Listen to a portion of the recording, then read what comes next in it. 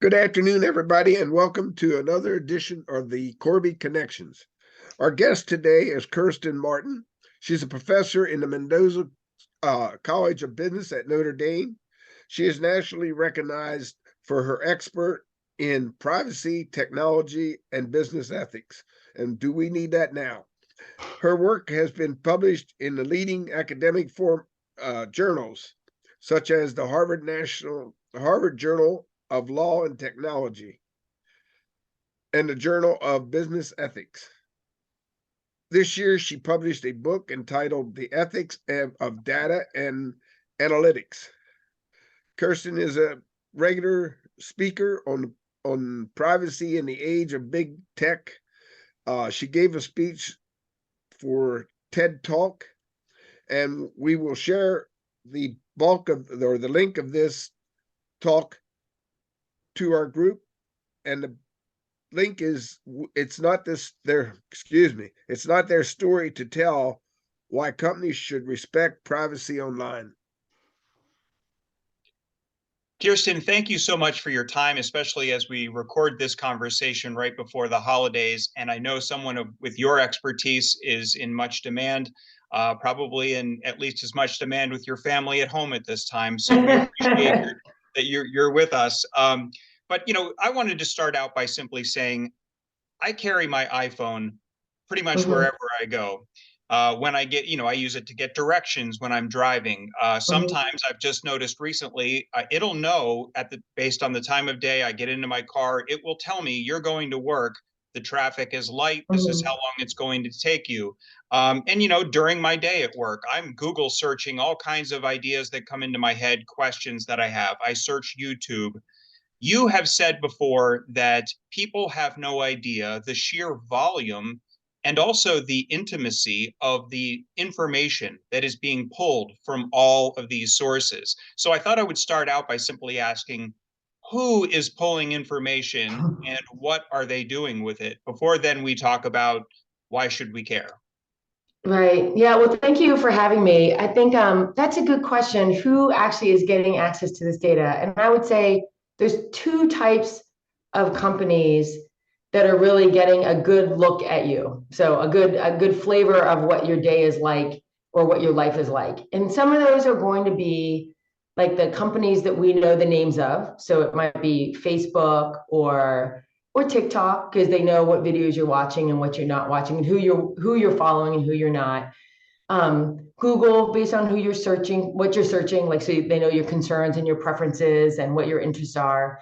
Where you're going, if you have a map app or something along those lines, something that you're using a lot that either knows the people that you're seeing, the things that you're concerned about, that you're looking for or watching online. And so those, we know the names of the companies. It could be your hardware of the phone because it can track where you're going. And then there's also these data aggregators that we just don't know the names of. I mean, people know the names of them, but we as individual users or consumers, they're not household names. We don't think that we're giving them data, but there's a lot of trackers on our websites or on our apps that are actually pulling that same type of data, who you're seeing, who your friends are, your contacts maybe, what videos you're watching, what your interests are, where you're clicking on the page. And then these large data brokers or data aggregators are able to pull all that data together and get a good picture of what you're doing and who you're seeing and what your concerns and interests are. So you can think of it as like two different big data companies. One is not really known by us. You don't really know the names of them. Advertisers know the name of them, but and then you have the consumer facing ones that just are able to see a larger picture of your life.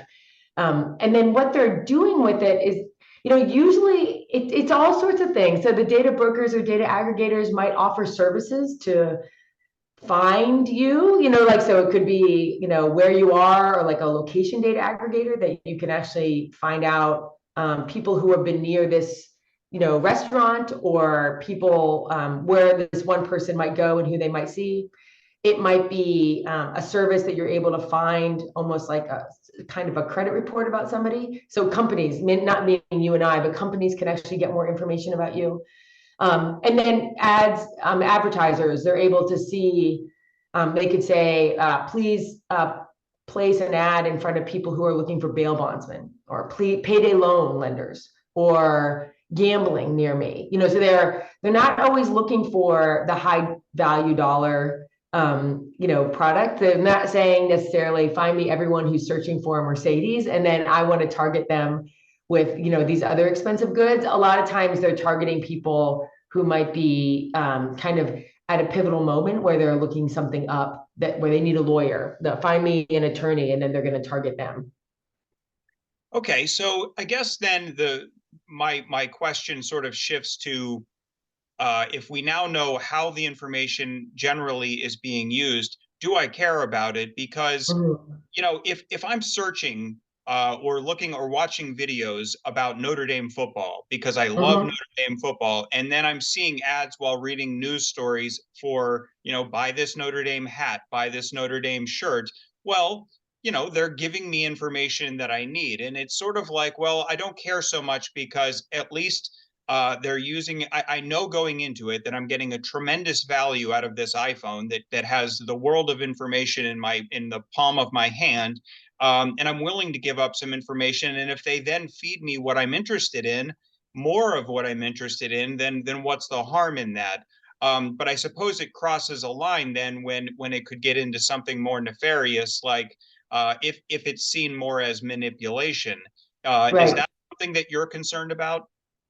Yeah, and so that's a good point. And I think there's different ways to do advertising. So so it can be based on you as a person. So attributes of you, it could be just demographic at that level. So I want to target women of a certain age or something like that, and I might get those ads. Kind of they can also target based on what you're looking at, almost like your TV show. So they might be like, well, they see that you're reading about the recruiting class for next year, and so all of a sudden they're like, oh, he's looking at Notre Dame, and so they're putting up Notre Dame ads or something along those lines based on what you're reading about.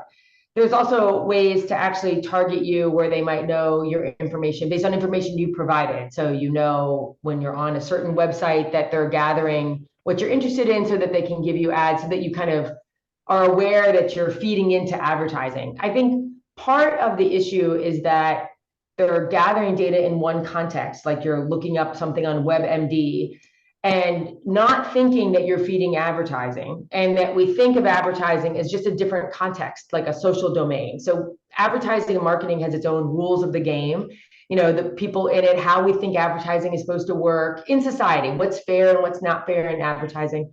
And then we have different ideas about that when it comes to looking things up in like a library, or if getting treatment for something, looking up a medical, something around medical. And we don't think that when we're looking up medical conditions of our family members, so to speak, that we're all of a sudden going to be feeding advertising based on that. And there's lots of stories, for example, of like someone who, thinks that they're pregnant and then, is getting advertising at like really inopportune times if they lost the child, you know what I mean? Like, so, and like really devastating where they just can't get out of it.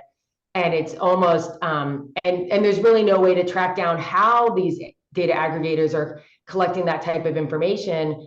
And there's no real way for us to know how to like say, stop it, I'm not, you know what I mean? Like, and I don't really want to see advertising for diapers any longer. And so, and then the other piece of it that's really, I think, interesting, someone asked me actually from the Notre Dame newspaper, and we were talking about whether or not any laws would come up. And I said, the thing you have to realize is that political advertising, and from foreign countries and our own country, it uses the same networks. So like the reason they're able to target you for Nike or Notre Dame football or basketball or whatever it is also the way that they're able to hyper target disinformation campaigns, legitimate advertising campaigns for political figures. And so it's that's the other problem, is that the ability to target people on a very individual basis based on who your friends are or like a small group of you, it can be for Nike or it could be for Notre Dame, but it could also be for another reason. Does that make sense? Like, so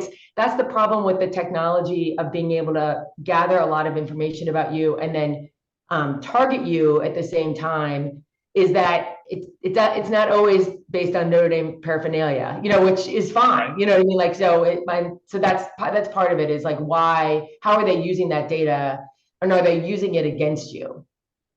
Right. And you at the Mendoza College of Business not only study that this is happening, you are very focused on the ethics of what should be gathered and then how it should be used in a business ethics setting. And so I guess what I've been struggling with in preparing to have this conversation is, I guess, more of a theory about marketing. So Mhm. the people using this information might be saying, well, look, we don't want to waste our marketing spending on a Penn State fan if we're marketing Notre Dame products, Mhm. Mhm. and so Mhm. therefore we can keep the cost of our product lower because we're only going to the people who already want this information. And Right. I guess I'm fine with that, but I think that this sort of market efficiency, you think that there's some limitations to that argument. And I watched your TEDx talk from a few years Mhm. back where I thought you had a really good analogy to sort of the conversations that happen in middle school, and you're sharing some Right. trusted information, but is it really being kept in confidence? Is there somebody overhearing the conversation and so Right. forth? But how would you respond to that sort of take on, look, I know I'm getting something out of this. I'm okay with them targeting me. And if it helps the company find their customers, what's the harm? Yeah, I think that it'd be good to know the type of information that they're actually gathering about us. So it'd be if we had as much information as users or as consumers as they provide to advertisers. So if I'm a data aggregator, data broker, I go and sell my services to advertisers, ad networks, different companies, and I say, use my data.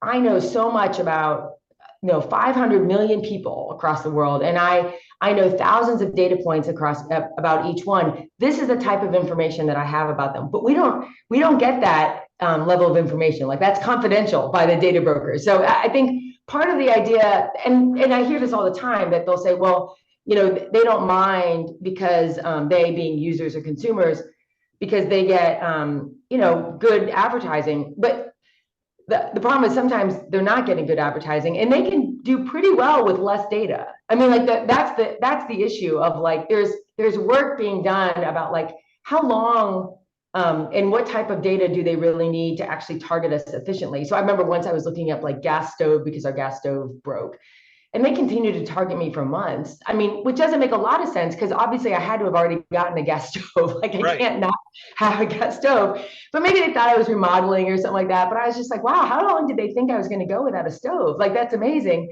And so I think there's a lot of work that computer scientists and data analysts are doing about doing like effective advertising with less data. And I always get the question from, not question, like in marketing, they'll say like, oh, so there should be no advertising. And that's not the answer. Like it's not all or nothing. The question is like, if you had less data and data that we're okay with you having, how could you make the advertising better? Because I actually think that businesses would figure out a way to do it better with the data that we think is fine for them to have. So they would get better at doing it. And it reminds me always of back in the old days, they fought and said, no one wants a seatbelt, and there's no way to make a car with a seatbelt, and no one's going to want it. And if I had to put a seatbelt in there, it's going to be so expensive, and it's going to drive the auto industry out of business. And you know what? They actually figured it out. Like they figured out how to put seatbelts in and airbags and anti-lock brakes, and now we actually compete on that. We compete on. I mean, the same thing with the steel industry in the 70s and 80s. I mean, we had to prosecute them to stop polluting the rivers. I mean, so is this kind of like a natural like evolution of an industry where they initially say there's no way for us to do advertising without a billion pieces of data about every one person, and then if someone were to be like, no, you can only have 1,000, they'll figure out a way to do really really well with 1,000. Like, and I that's where, like, as a business school professor, I do believe in industry and that they would figure out a way of doing it better, like while respecting our privacy. And that line into personal privacy seems to be especially crossed when we get into the location trackers. So now it's Yeah. not, if I'm punching in, I'm looking at running shoes or I'm looking at Notre Dame football, and now I'm seeing other types of running apparel or other types of Notre Dame apparel. That's one thing. But if they actually know where I'm standing, Right. then we get into issues. And I believe maybe you wrote about this or I read this somewhere about, do you go to church? where do you go? When do you go? Do you go to a support group meeting? You know, Right. because I'm willing to give up some information in order to get some value with, you know, understanding that there's some targeting of me, but I'm not giving up that information about where I go, where I'm banking, you know, things like that. So, Right. you know, the Right. location trackers are something, and you know, there are settings and there are blockers, but that's sort of built right into the phones we all carry. Right, and that's a good point, and it's interesting to see even in some of the laws across the state. For example, I think the California law lists location as something, they don't call it sensitive, but it's like it's definitely in the list of items like Social Security, name, date of birth, and they added location, which is interesting only because I think people are starting to understand that it's something that can reveal a lot about you, and that when people have information about not just one point in time, but like the aggregation of your day and where you go and who you're seeing and what doctors you're seeing or not seeing and that type of thing, that they're actually able to see even a better picture of who you are and what you're thinking about than, you know, your search bar or something along those lines. And so I think I would imagine that in the future there's going to be more kind of more critical analysis of, if you're a company that's holding on to location data, similar to the way we do it with health data, of saying, you know, there have to be additional measures about who you're selling access to that to. Like, it can't just be, you can, if you have financial data, if you have health data, we have certain rules and regulations about like who's able to have that type of data, how can they get access to it, that type of thing. And you could imagine that if it's going to be a location data company, that you could imagine in the future that they're going to say, you can't just sell that to anybody. You can't just let someone for $20 find out where Kirsten Martin has been for the last 2 years. And that it has to have like some sort of reporting or auditing function or something along those lines. Right. I recall it might have been almost 2 decades ago or over a decade ago when Jeffrey Rosen, who is he's a law professor, but also the CEO of the National Constitution Center in Philadelphia, giving a talk about something that was all the rage at the time, but might be coming back. And that was sort of like the Google Glass, the eyeglasses you wear that have a camera in them. And you know, what I'm reading about what might be coming to market in the next year or so is something like that, where a deaf person can have a conversation with people because it will transcribe, or two people speaking different language will have instantaneous translating going on. But the downside, Jeffrey Rosen was saying, is once you mix any sort of facial recognition into this, you can now walk down the street, see complete strangers. It identifies who they are and then matches it up with all of the data sets that are out there that person voluntarily gave up by searching or by buying online. So you can see everything about the person, and it goes beyond the useful that we're getting out of that we're willing to sign up for into complete personal privacy intrusion. Right. Yeah, and you can see movements in certain cities to actually ban facial recognition just in general. Like, so I believe Seattle, I thought there was one in the upper Midwest. I don't remember if it was like Wisconsin, but you can see movements, and that was just stationary facial recognition that they did not want to have being occurring. So you can imagine if it was mobile and small enough on your eyes, that then there'd be places that would just start banning it, because that, I mean, as you point out, there's a certain understanding that we have that, like, you give data to a single company, and that you understand that there's this, like, they're going to use it to improve services for you, they're going to tailor their services to you, you know, they're going to make it more seamless for you to use their services, that type of thing. But that doesn't mean that you can use it however that you want, you know. So there's not an anything goes idea at that point. It's not as though a single company, or if they can share it with whomever they want or use it however they want. We have almost what I call a terms of use that we have implicit in when we share data. And it's not just because I say it's okay for one company to have my data to use it for one purpose that I mean that they can share it with everybody for any purpose. So it's not inconsistent within privacy theory. And so I think that and facial recognition and that type of, like, being able to link it in real time really brings it to a fore what we're dealing with, which is currently actually behind the scenes. And so what's interesting about that, which I wonder if it will ever come up, is because anytime there's an ability, just recently Facebook offered, or a company actually, or an organization, probably wasn't a for-profit company, offered showed ads that said things like, you know, you're seeing this ad because we know you're this age and this gender. We know you frequent this bar and that you often go to like some other place. Okay. And it wasn't actually an ad. It was like a pro-privacy ad group that kind of tries to identify this type of hyper targeting. And Facebook immediately took it down and would not let them place those ads. And denied that they did that, but they did. And then because it gave you a window and being like, wait, like, you know, I go where? Like, you know, I go to that bar? Like, I didn't know you knew that, you know? And so with those glasses, if we were to be seeing on a regular basis, oh, wait a second, what company knew all this about that person, Kirsten, that I just saw? And I can get all this information. We'd immediately be thinking, well, what information can they get about me? You know what I mean? Like, so it'd be almost like a window into this kind of hidden system, you know, the data markets that go on right now that people can use if they know about it. But like that, the Google Glass example, you know, whatever company does it in the future would definitely give you a window into that whole market that's going on right now, similar to those Facebook ads that I was talking about. Only be doing it in real time. It would really, I think, freak people out. I mean, because just like those Facebook ads freaked people out, seeing that all the time would actually probably make people cringe a little bit. Right. And I'm glad you mentioned those sort of terms of service. We've all opened a new, let's say, social media account or an email account, and you scroll through all that fine print and you hit, yes, I agree, just because you just want to get into the service. And you have no idea what you're agreeing to. And those are now the rules of the road with that company. So I thought that the Notre Dame Club of Gettysburg members and all of the other people across the country who watch these would be interested in hearing your thoughts on what's going on out there, the bigger world of data. And one thing I wanted to ask in particular was, I read that you had an exercise with some of your students at Notre Dame where you asked them to thoroughly examine certain aspects of apps that were on their phone. And it turned out they were horrified at what they found. Is that something that rings a bell for you? And can you tell us about that? Oh yeah, I had them. There's a couple ad blockers or tracking blockers that you can download and put on your operating system, like your browser. And so one I use is called Ghostery, which is like a little purple ghost. And it on any browser, it's just an extension. And what it does, it actually shows you all the trackers as you browse the internet. It'll pop up with the trackers that are on that site.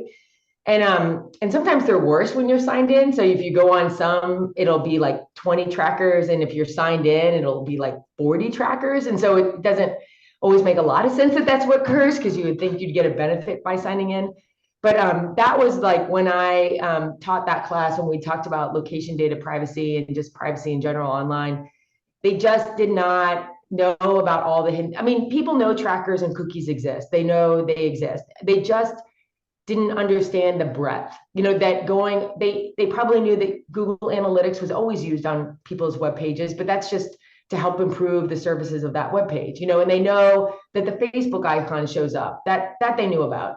But like all of these other trackers that feed into, that are owned by those data aggregators that we talked about in the beginning, that's the piece that when you see it, like well, in this case, it's purple and white instead of black and white. When you see it in purple and white, you kind of are just overwhelmed by it. And that's the one where even like, you know, these are, I would say 20, 21-year-old, you know, college students who you would, you know, they're pretty aware, you know, they have VPNs to be able to watch movies as they want to, so they can avoid, you know, blockers. They're on TikTok all the time. They're on Instagram and Snapchat and, you know, everything imaginable. So you would think that they would know the breadth of tracking online, but even they were shocked by it.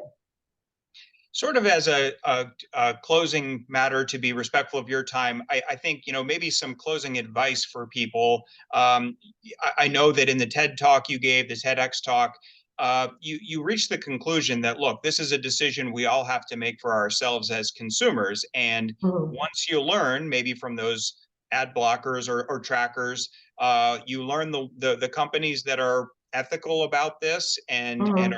are good about keeping your data just for serving you better, and the ones who are not so good and are sharing your data to people who might manipulate you or otherwise abuse that trust, that you basically said it's our decision to stop using the companies that aren't so good about it.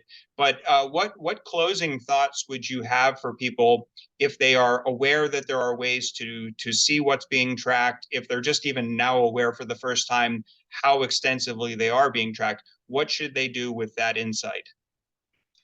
Oh yeah, it's hard. It's hard only because in some ways, the companies have done a great job over the last 10 to 20 years of making consumers, especially in the United States, think it's their responsibility to navigate and kind of make sure that their privacy is respected online, even though we're the least able to know what's going on, right? Like they have actually all the knowledge as to the data flows and what's going on. And yet their answer is always like, well, they get to choose to do whatever they want. And you're thinking, well, I don't even know what's going on. How am I supposed to choose?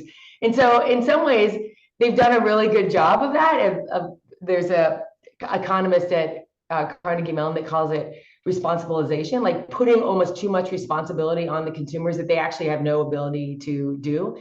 That being said, I think when we're given a chance to actually start blocking trackers, that's always a good thing, like downloading those types of, browser extensions. And when we see a company that's actually doing something about it, like I think there's a newspaper company that decided not to do hyper targeted ads anymore and do ads that are just based on like you're signed in or something along those lines. Like it might have been the New York Times, but the more companies that do that type of, we should laud them. Like, I mean, that's a good thing. They're kind of taking a leadership stand and saying, I don't really need to do that. I mean, the other thing is there's a lot of alumni and people that are at everyday companies that are deciding what kind of data to bring into their company. And one of the things that we talk about a lot in classes, what question, if you're a product manager or an executive at a company in the future, what questions are you going to ask about like any program that comes across your desk, anything? And a lot of it, they would say after the classes, like, I don't know if we need this much data. Like, do we need all of this? And where did we get it? Like, can we stand behind how this data was collected? But it's really hard because a lot of the action has to happen now with regulators, because it's almost to the point where we can't ask individual consumers to do something because it's so hard. So that's not a satisfying answer because it's just so much. But I would say we could vote for people that actually try to do this type of work, because it really is important. And we should also realize that sometimes the folks in Washington specifically are able to use these same data sets and these same ad networks to do their own political campaigns. So they don't have a great interest in actually doing the regulation for consumers, because it's really important for the political machinery to work, for their private organizations to do this. And so that's where there's this like conflict of interest when it comes to, at least for political actors. Other types of regulators, they don't have that type of tension. Well, you anticipated my last thought, that even if they're not in a position to be responsible for something they don't understand, they could talk to their elected officials. But then That's you right. anticipated that well, the elected officials are using this to get elected. So a complicated issue, and we really appreciate you sharing some time and expertise to let us into the world of the Mendoza College of Business, data tracking, and the ethics of handling of data by businesses. So Kirsten, I'm going to turn it back over to Mike for any closing thoughts, but thank you very much for your time. Oh, thank you. This has been great. Kirsten, this was very interesting, and I think the club will really appreciate seeing this, and I think we should get a good response from the members, and then also it goes out to anybody who just wants, is applicable for the subject and wants to have more background knowledge. So Oh, I great. would appreciate it, and thank you, and wish you a Merry Christmas, Yeah. and thank you again for your presentation. Thank you. Thanks for having me. Yep.